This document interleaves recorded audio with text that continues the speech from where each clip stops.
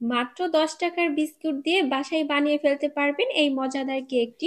এখানে chocolate biscuit নিয়েছি 5 packet. এরপর বিস্কুটটাকে আমি ব্লেন্ডারে গুঁড়া করে নিয়েছি। 3টা ডিম নিয়েছি, দিয়ে দিচ্ছি হাফ কাপ চিনি, 2 টেবিল চামচ দুধ আর একটু ভিনেগার, তেল দিয়ে দিচ্ছি। এরপর এটাকে আমি খুব সুন্দর করে একটু মিক্স করে নিচ্ছি। এরপর ওই বিস্কুটের গুঁড়াগুলো দিয়ে দিচ্ছি। হাফ কাপ ময়দা, 2 টেবিল চামচ গুঁড়া দুধ, হাফ চা চামচ বেকিং পাউডার, হাফ চা চামচ বেকিং সোডা। এরপর এটাকে খুব সুন্দর করে আমি মিক্স করে একটা ব্যাটার বানিয়ে নিব। ব্যাটারটাকে আমি মোল্ডের মধ্যে দিয়ে 30 মিনিট ঢাকনা দিয়ে ঢেকে বেকড করে নিব। এরপর এর জন্য একটা ক্রিম তৈরি করে নিব। এর জন্য এখানে 3 টেবিল চামচ করে দুধ, চিনি আর কর্নফ্লাওয়ার নিয়েছি। এরপর আবার আমি কিছুটা লিকুইড দুধ দিয়ে এরকম একটা ক্রিম বানিয়ে নিয়েছি। 30 মিনিট পর কিন্তু আমার কেকটা একদমই রেডি। এরপর এটাকে আমি মোল্ড আউট করে নিচ্ছি। এরপর 2টা স্লাইস করে আমি ওই ক্রিমটা সুন্দর করে লাগিয়ে নিই। আমি চারো সাইডে কিন্তু যে কেকের বাকি অংশ ছিল গুঁড়ো গুঁড়ো করে আমি চারো সাইডে দিয়ে দিয়েছি। হয়ে গেল আমার ঝটপট বাসায় তৈরি চকলেট কেক।